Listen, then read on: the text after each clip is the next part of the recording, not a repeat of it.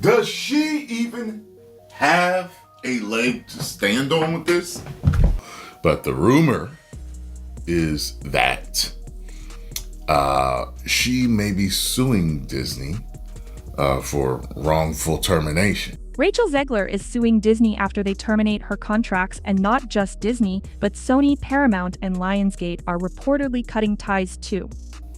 Says here, Rachel Zegler has filed a lawsuit against Disney and Lucasfilm, accusing them of wrongful gender discrimination, that rhymes, I need to play the game, bars, and defamation, which also rhymes. She is also attempting to pursue legal action against other studios like Sony, Paramount, and Lionsgate after being released from projects she has supposedly been contracted for. So, there has to be something in these contracts. It's a perfect storm of politics, free speech, and one of the most shocking box office flops in recent memory.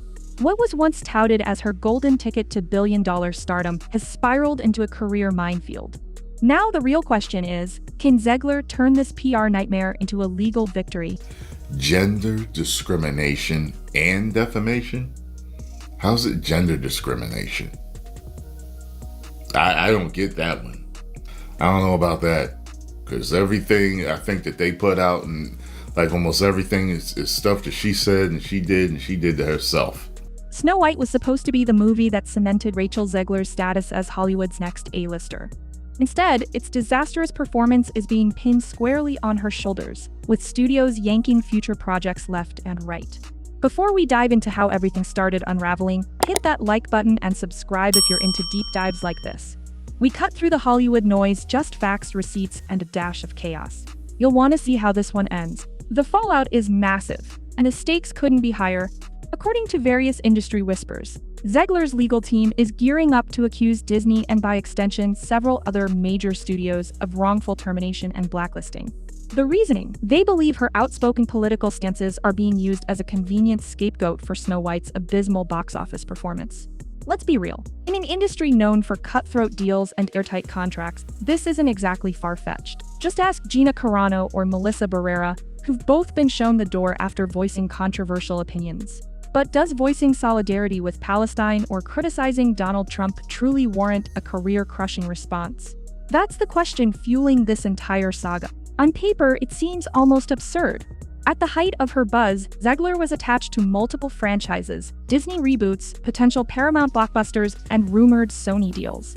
She practically held the keys to Hollywood's kingdom, all because of a supposed surefire hit with Snow White. But as soon as those first weekend numbers rolled in, an anemic $54 million against a $300 million budget, investors and execs started pointing fingers. And the biggest target? The lead actress, who dared to blend her personal politics into the promotional spotlight. Those behind the scenes believe that her polarizing comments alienated core audiences, effectively turning Snow White into a lightning rod for controversy rather than a family-friendly, globally appealing Disney spectacle. Now, let's talk contract clauses.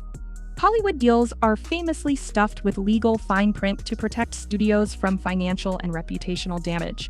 If an actor commits a crime or engages in explicitly hateful speech, the studio can legally terminate their contract. But Rachel's statements, pro-Palestine activism and anti-Trump rhetoric, are neither illegal nor definitively hateful. Controversial? Sure. Subject to misinterpretation? Absolutely. Grounds for cancellation?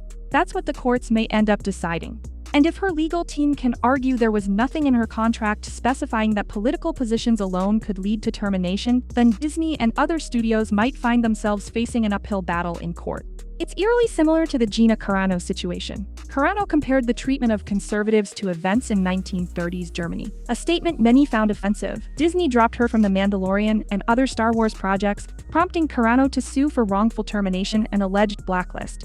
Zegler's predicament hits the same free speech nerve, but with a fresh twist. Her movie tanked in part, some say, because of her divisive remarks. If Disney can prove her commentary contributed to the box office disaster or at least tarnished the brand, that might justify her removal under standard morality clauses. However, proving that correlation in a court of law is no easy task, especially when other factors like the film's script, marketing, or audience fatigue could be equally to blame. Jonah Platt, son of Snow White producer Mark Platt, fueled this narrative when he publicly blasted Zegler for dragging her personal politics into a major Disney project. In a now-deleted social media comment, he admitted his own father had to fly across the country to scold Zegler for her behavior. Proof. Many say that the studio wanted her to dial down the activism to preserve the movie's reputation. By calling her narcissistic and claiming she hurt tens of thousands of workers who depended on the movie's success, Jonah Platt effectively handed Zegler's attorneys a shiny new talking point, the studio's own people publicly admitting the termination stemmed from personal politics and not legitimate misconduct.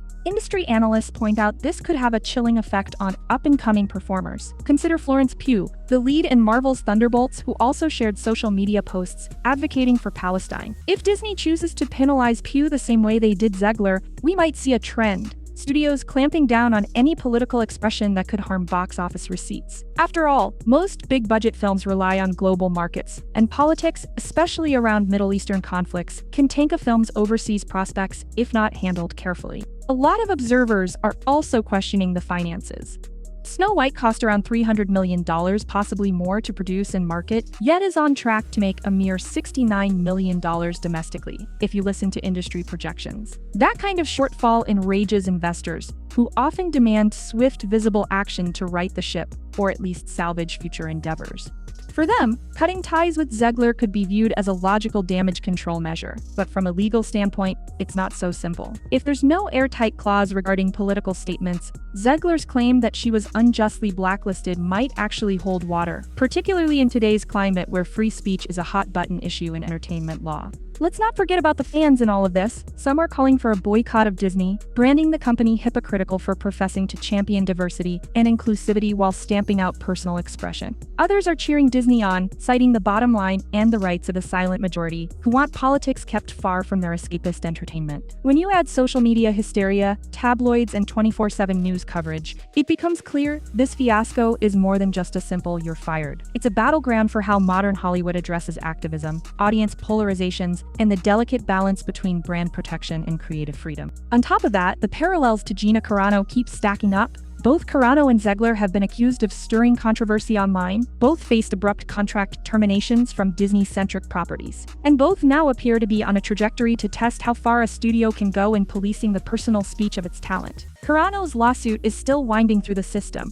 If she wins, it could set a precedent that bolsters Zegler's position. Conversely, if Carano's case implodes, Zegler's legal argument may find itself on shaky ground. Ultimately, the real question is whether Rachel Zegler's activism was truly catastrophic for Snow White's earnings, or if the film was doomed by other factors like remake fatigue, questionable marketing, or the general shift in audience habits. After all, not every Disney live-action redo has been a slam dunk. Some soared to billions, others fizzled out quietly. The difference this time, Zegler's name became synonymous with the film's failure, and now she's the one paying the steepest price. Zegler might have lost her Disney crown, but if she wins this lawsuit, it could rewrite the rules of Hollywood contracts.